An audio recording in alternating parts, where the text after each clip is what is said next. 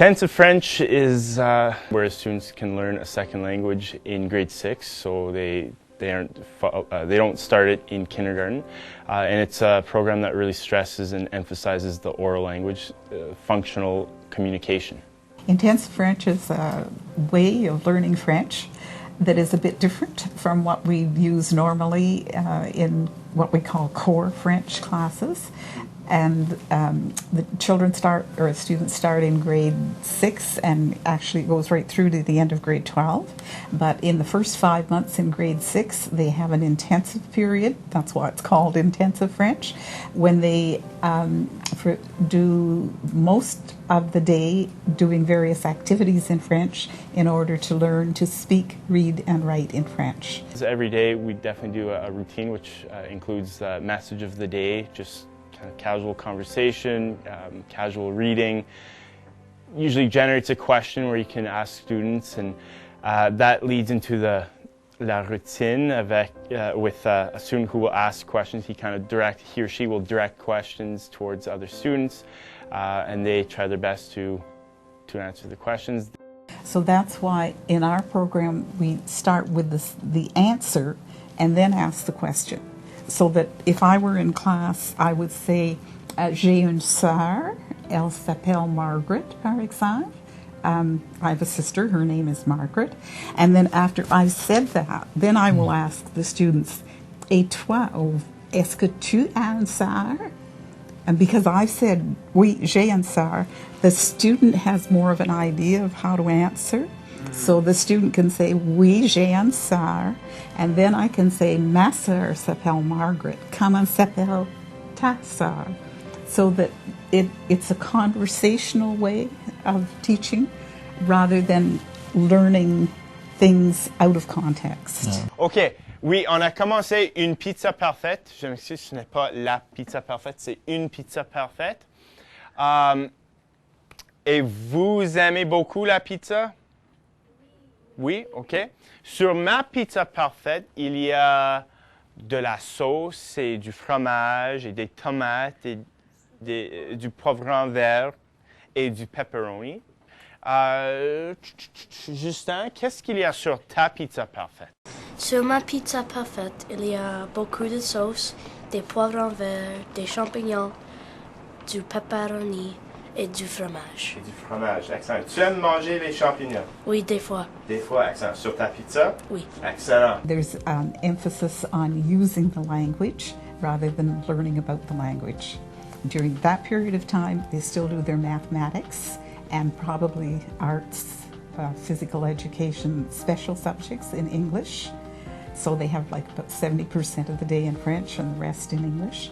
Then after the 5 months, they go back to their normal timetable and do their regular subjects, but they continue the French period doing the same kind of activities that they've been doing in the first 5 months.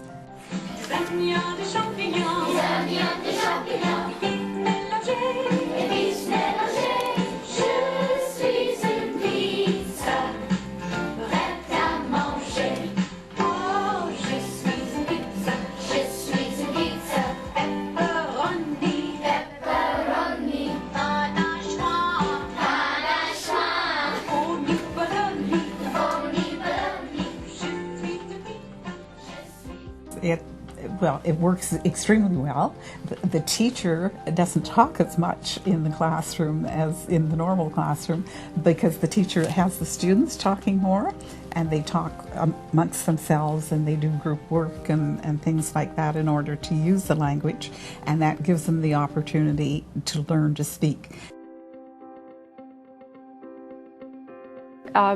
We've had the intensive French program at Father Robinson. This is beginning our second year with the grade 6 program, and this year, of course, we've added our grade 7 post-intensive French program as well.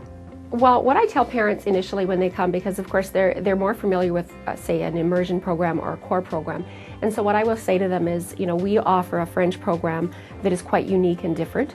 And I would equate it to sort of saying that we offer a program that in the first 5 months of the grade 6 year is an intensive portion, but it is like French language arts.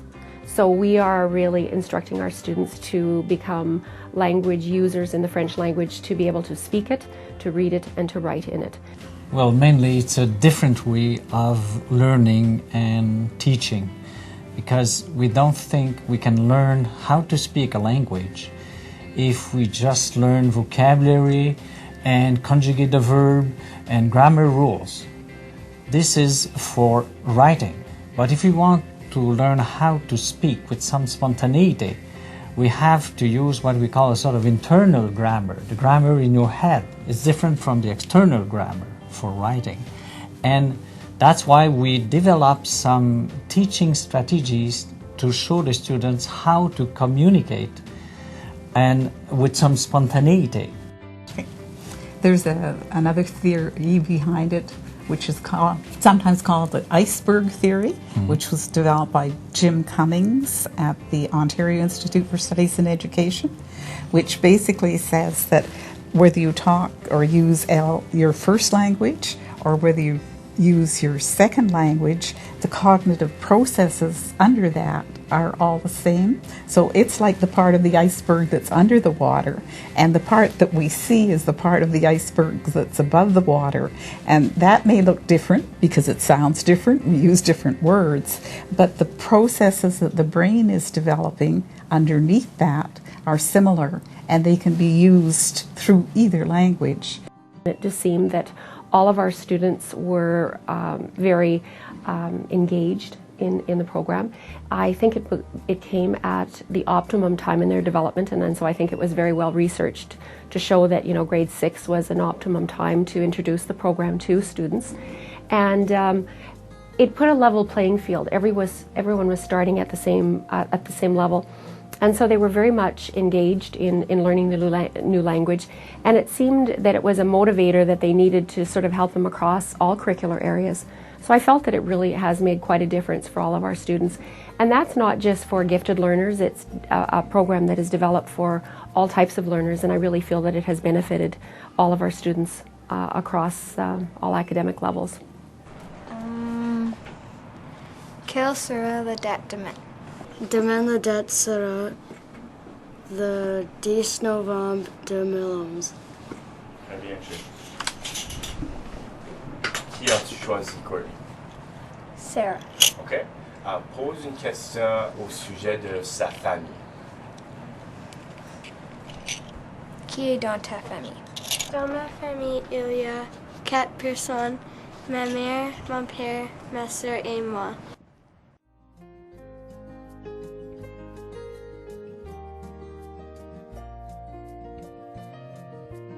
Well, I think that it's really helped self-esteem. I think, you know, sometimes at that level, after you've been in school for a while, you know, certainly there is always a gap that develops, you know, between the high-achieving students and low-achieving students. I think having the French program come in, it gave those students perhaps who hadn't had, you know, the same level of achievement, a second opportunity. And so I think from a self-esteem point of view, it really did help to bolster their achievement levels as well, and their self-esteem, and saw themselves as learners. Once again, sort of recoup that sort of say, you know, I can do this, and I can really be successful with this. And so that was really quite fascinating. Another spin-off kind of benefit that was not anticipated, and it was not initially the reason for wanting the language program in the school, was really looking at the strong sense of community amongst the students that it does develop. It really creates a strong sense of collaboration and developing strong support systems for one another, because there's a lot of group work.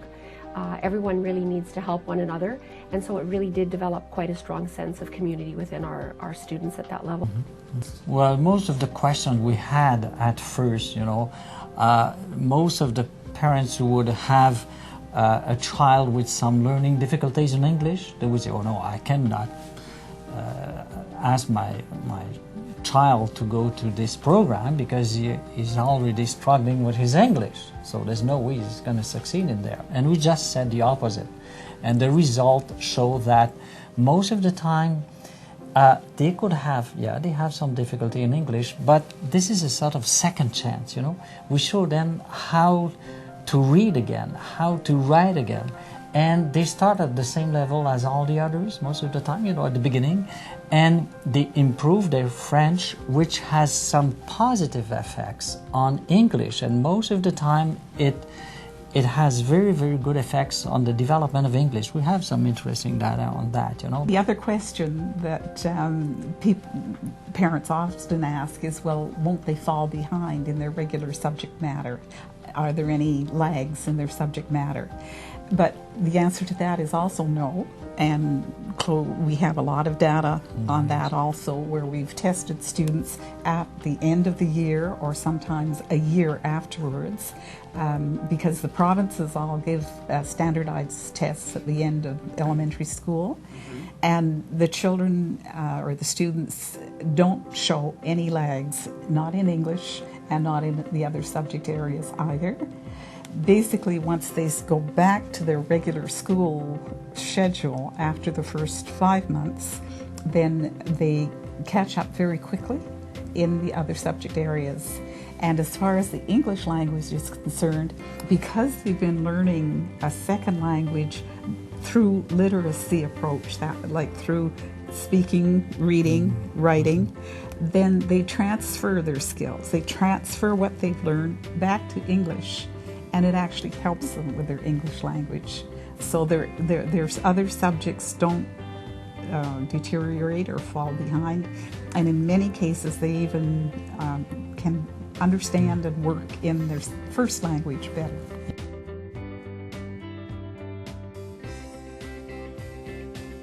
Well, this is a level of spontaneous communication on limited subjects, and we're very pleased when 70% of the students reach that level at the grade 6 level here, for instance. But after that, they maintain their French and they increase their level, and by the end of grade 11 or 12, depending on the province, we think they would reach a level of what we call intermediate, which means they really can communicate like what we're doing right now, to a certain extent, with some limitations, but this is what is happening in many provinces now, because we have some students reaching that level. It's very similar to the level that immersion students reach in speaking at that point in time. It's awesome, great results.